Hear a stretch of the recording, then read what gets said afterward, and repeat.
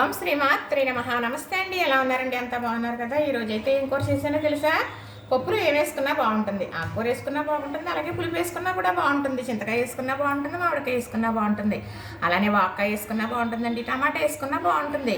మరి ఆకుకూరలు కూడా వేసుకుంటాం కమ్మదనంగా ఉండేటట్టు, మంచి ఆరోగ్యం కాబట్టి పప్పులో ఏదో ఒకటి అడ్డ వేసుకుని వండుకుంటాం కదా. వేసుకుని అలా వండుకోవడం వల్ల మంచి హెల్దీ, మనకి చక్కటి తాలింపు వేసుకుంటే ఇంకా ఇంకా రుచిగా ఉండి 4 ముద్దలు తినగలుగుతాం. పిల్లలకంటారా తప్పకుండా ఇలాంటి కూరలే నచ్చేస్తాయండి, పెద్దవాళ్ళకి కూడా ఇలానే నచ్చేస్తాయి. చక్కగా పప్పులో 2 పచ్చిమిర్చి వేస్తాం కాబట్టి పోపులో 2 ఎండుమిర్చి వేసామనుకోండి, కారం అనేది సరిపోతుంది అనమాట. ఈరోజు ఎలా వండేనా ఈ పప్పు అనుకుంటున్నారు కదా? వాక్కాయలు ఇగోనండి, ఇన్ని వేసేసాను అనుకునేరు. పులుపు చాలా పులుపు ఉంటుందండి వాక్కాయ. చక్కగా ఇన్ని కాయలు మాత్రం వేసాను. వేసి ఒక 1/2 కేజీ టమాటాలు వేసానండి. టమాటా వాక్కాయ పప్పు వండాను.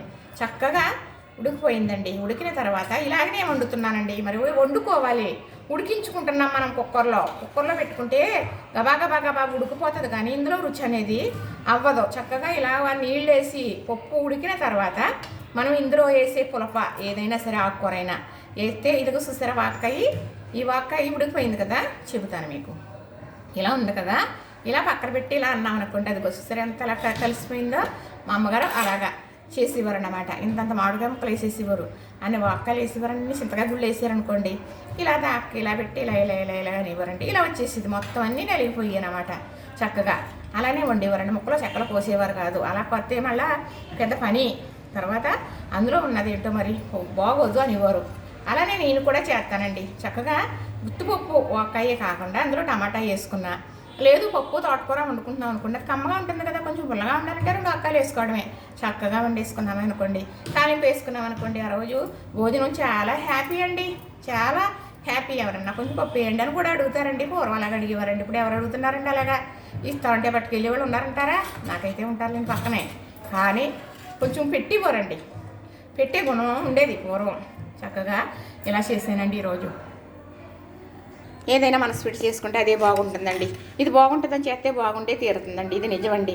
పెద్దవాళ్ళు చెప్పారు, మావారు చెప్పారు, అది తెలిసి నాకు దానికి అర్థం కూడా నిజంగా అందులో అనుభవం చూసేసానండి నేను.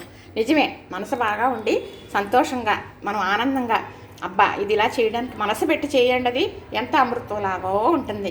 ఏదో మనసు లేకుండా చేశాను, ఏదో ఉందలే అంటా చూసారా, అదే మనం కూడా చెప్పేస్తాం.